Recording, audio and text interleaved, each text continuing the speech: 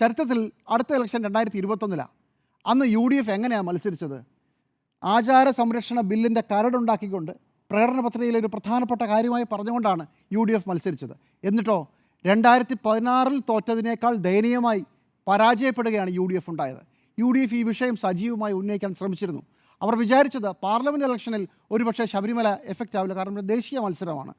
അതുകൊണ്ട് അത് എഫക്റ്റ് ആയിട്ടില്ല. ഇനി ഉണ്ടെങ്കിലും ഇല്ലെങ്കിലും നിയമസഭാ തിരഞ്ഞെടുപ്പിൽ അത് ശക്തമായി അലയടിക്കും എന്നാണ് വിചാരിച്ചത്. 8 നിലയിൽ തോറ്റു.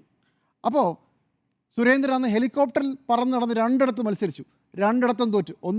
ഒന്ന് കോന്നിയിലും മറ്റേത് വടക്കും മഞ്ചേശ്വരത്തും 2 ഇടത്തും തോറ്റു.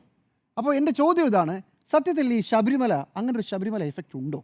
ഇതുവരെ കേരള രാഷ്ട്രീയത്തിൽ അങ്ങനെ ഒരു ശബരിമല എഫക്റ്റ് ഉണ്ടായിട്ടുണ്ടോ? ശബരിമല എഫക്റ്റ് ഉണ്ടായിട്ടില്ല എന്നുള്ളതാണ് ഈ കണക്കുകൾ മുഴുവൻ സൂചിപ്പിക്കുന്നത്. പക്ഷേ ലോക്സഭയിൽ ഉണ്ടായി എന്നാണ് CPM വിലയിരുത്തൽ. CPM വിലയിരുത്തിക്കോട്ടെ. പക്ഷേ ഞാൻ വിചാരിക്കുന്നത് രാഹുൽ ഗാന്ധി മത്സരിച്ച കാര്യത്തിൽ അന്ന് രാഹുൽ ഗാന്ധിക്കെതിരെ ഏറ്റവും വലിയ ആരോപണം ഇതായിരുന്നു, ശബരിമലയിൽ സ്ത്രീകൾ കയറണം എന്ന് പറഞ്ഞ ആളാണെന്നാണ് പറഞ്ഞത്. കോൺഗ്രസ് എടുത്ത മോദി വിരുദ്ധ നിലപാടുകൾ, മോദി വിരുദ്ധ വോട്ടുകൾ സ്വാഭാവികമായും കോൺഗ്രസിലേക്ക് കേന്ദ്രീകരിക്കുന്നു. CPM മത്സരിച്ചിട്ട് ഒരു കാര്യവുമില്ല, LDF മത്സരിച്ചിട്ട് ഒരു കാര്യവുമില്ല എന്ന ഒരു കണക്കുകൂട്ടലിലായിരിക്കണം അന്ന് UDF തൂത്തുവാരിയത് പാർലമെൻറ്റ് സീറ്റുകൾ എന്നുള്ളതാണ് സത്യം.